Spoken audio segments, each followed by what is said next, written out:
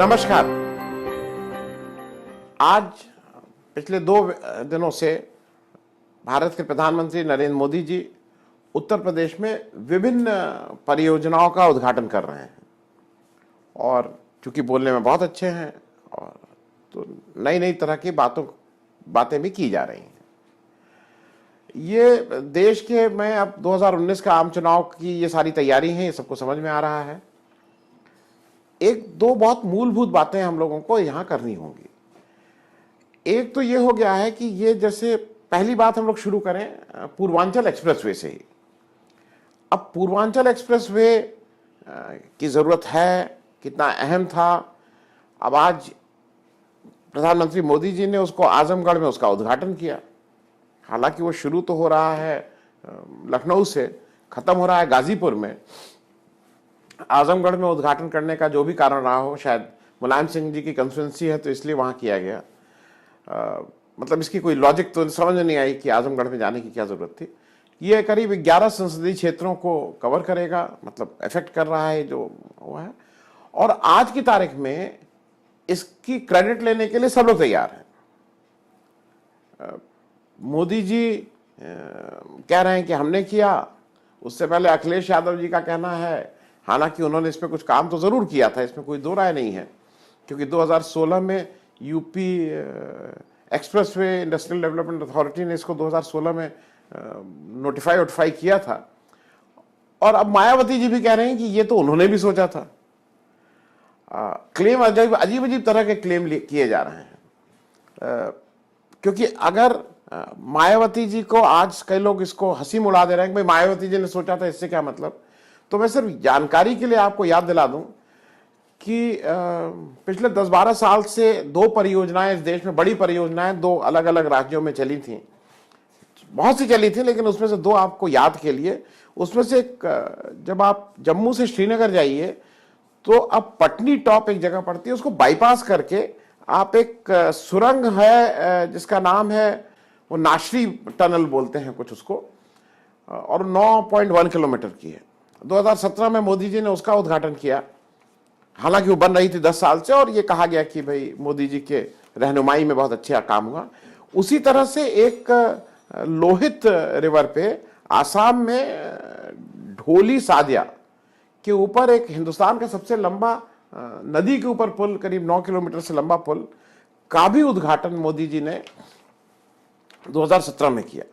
अब चूंकि वो पुल बनना पूरी तरह से यूपीए सरकार के समय शुरू हुआ था, तो मोदी जी ने उस, मतलब हम लोग किस तरह, कहां, किस लेवल पे हम लोग पहुंच गए हैं।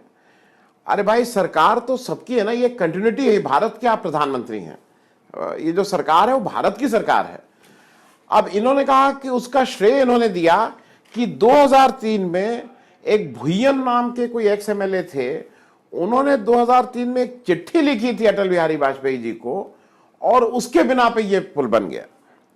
अरे मोदी जी, अगर एक एक्स एमएलए के नाम की चिट्ठी का आप लोग इतनी अहमियत देते हैं, तो आज मालूम नहीं कितने एमएलए कितनी चिट्ठी लिख रहे हैं, उन सब पे काम हो जाए तो ये इस देश में कहीं कोई समस्या ही नहीं रह जाएगी। तो थोड़ा दिल सभी को बड़ा करना पड़ेगा। आज अगर मायावती जी कहती हैं कि उन्होंने भी ये कंसीव किया था किसी समय, तो अगर 2003 में भुय्यन जी ने चिट्ठी लिखी और उसको अटल बिहारी वाजपेयी ने, उसकी बिना पे इस पुल की क्रेडिट उसको दी जाती है, तो इस वाले पुल की क्रेडिट हम लोग को मायावती जी को देने में कोई दिक्कत नहीं होनी चाहिए। अब बात मैं दूसरी ये आ रही है कि ये सारे जो अब लोग अपनी क्रेडिट ले रहे हैं कि भाई हमने ऐसे किया, हमने ऐसे किया। मोदी जी बनारस में रुके हैं।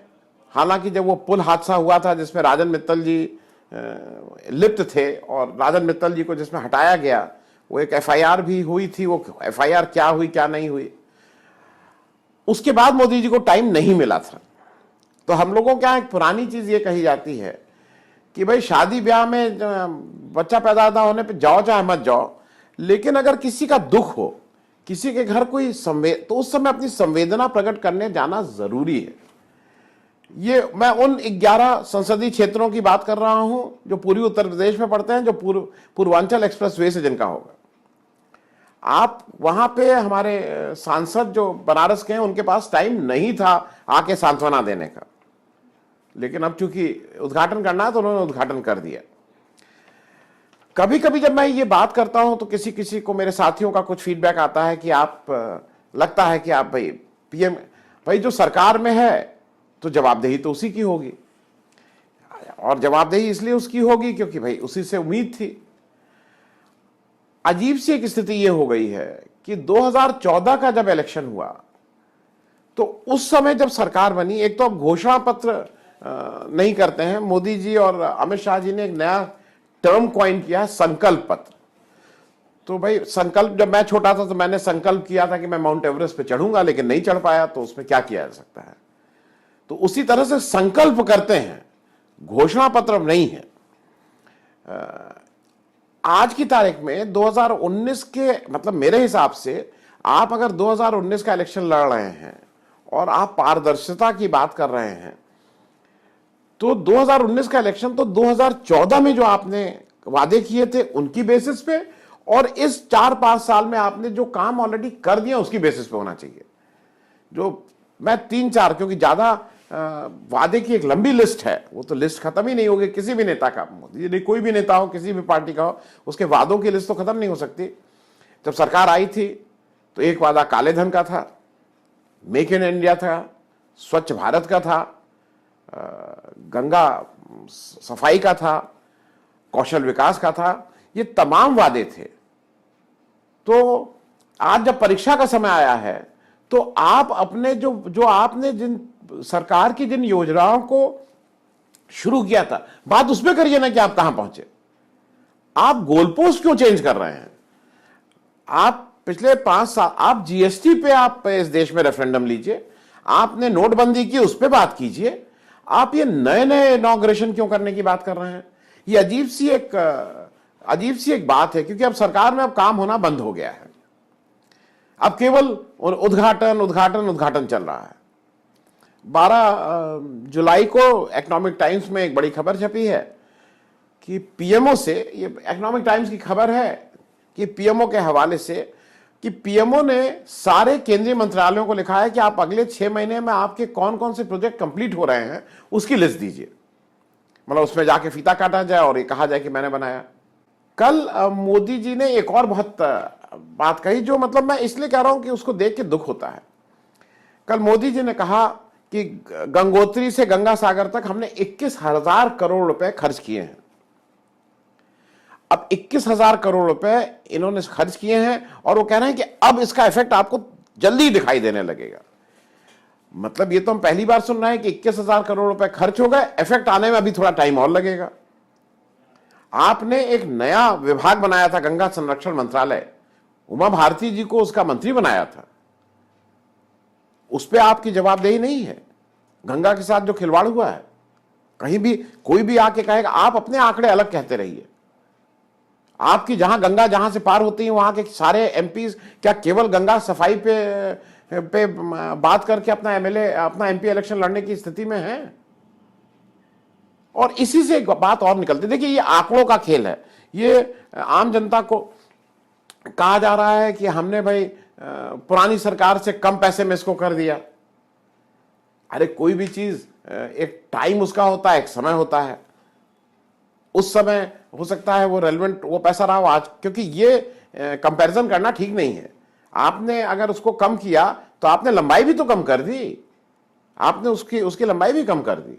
पहले वो जा रही थी बलिया तक, अब आपने उसको ले जाके NH-31 में गाजीपुर में मिला के उसको खत्म कर दे रहे हैं। तो ये सब चीजों को लोगों को भ्रमित करने की बात हो रही है। एक बहुत अहम सवाल करके मैं इस चर्चा को समाप्त करूंगा, खास करके उत्तर प्रदेश के रेफरेंस से मैं ये कह रहा हूं। उत्तर प्रदेश में मायावती जी ने एक अजीब सी एक परंपरा डाली कि जो चीफ मिनिस्टर था वो विधान परिषद से आने लगा। मतलब एक अखिलेश यादव जो इतनी मेजॉरिटी के साथ आए थे, जिनको कोई दिक्कत नहीं होनी चाहिए थी, उन्होंने भी विधान परिषद का रुख ले लिया। और अभी भी देख के बहुत कष्ट की बात है, योगी जी पिछले 17, 18, 20 वर्षों से लगातार जीतते हुए आ रहे थे और जीतने में हर बार जब वो एमपी का इलेक्शन जीतते थे उनका वोट परसेंटेज बढ़ता जा रहा था, उनका जीत का अंतर बढ़ता जा रहा था। लेकिन फिर चीफ मिनिस्टर की कुर्सी पे बैठते ही इन लोगों के क्यों हाथ पैर फूलने लगते हैं कि इनको विधान परिषद का रुख करना पड़ता है। मतलब मैं ये मानता था कि योगी जी एमएलए वाले रूट से ही आएंगे, विधानसभा के ही रूट से करेंगे, कम से कम नई परंपरा की शुरुआत करेंगे। लेकिन जब मौका आया तो भाई ये भी विधान परिषद का रूट ले लिए। अब योगी जी के पास ये दोनों जो उप मुख्यमंत्री हैं, केशव मौर्य जी और दिनेश शर्मा जी, इन्होंने भी विधान परिषद का रुख पकड़ लिया। भाई आप लोग मुख्यमंत्री हैं, उप मुख्यमंत्री हैं, आप लोग आम जनता के बीच विधानसभा के रूट से जाने में क्यों घबराते हैं? आप लोगों को क्यों लगता है कि आपको लोग नहीं चुनेंगे? मैं मोदी जी के सब उनके बाद भी एक बात की बधाई दूंगा कि अटल बिहारी वाजपेयी जब 2004 में उनकी सरकार गई तो मनमोहन सिंह फिर वही राज्यसभा के रूट से इस देश का प्रधानमंत्री बनने लगा। ये गैर वाजिब बात है। चाहे देश का प्रधानमंत्री हो चाहे सूबे का मुख्यमंत्री हो, उसको तो मेन डोर से आना चाहिए। पीछे वाला जो रास्ता है ये सब तो उन लोगों के लिए होता है जो अक्षम है, जो नहीं आ सकते हैं मेन डोर से। मोदी जी ने एक अच्छी परंपरा शुरू की थी, वो लोकसभा लड़के और फिर बने हैं इस देश में। उनको कहीं ये कहने की जरूरत नहीं कि मेरे पास मैंडेट है कि नहीं है। तो इस पे भी एक विचार होना चाहिए कि अगले जो चुनाव हो रहे हैं उनमें उन जो भी मंत्री हैं, क्योंकि मंत्री राज्यसभा के ज्यादा हैं, उनको भी कम से कम एक बार लोकसभा में जनता के सामने आना चाहिए, क्योंकि उन्होंने मंत्रालय में क्या काम किया उसका लेखा जोखा भी जनता करेगी और एक ये नई परंपरा की शुरुआत की जा सकती है। धन्यवाद। अगर आपको हमारा ये कार्यक्रम अच्छा लगा तो कृपया सब्सक्राइब करें और साथ में वो छोटी घंटी भी दबा दें, जिससे आपको जब भी कोई नया वीडियो, नया एपिसोड अपलोड हो तो आपको उसकी सूचना मिल जाए।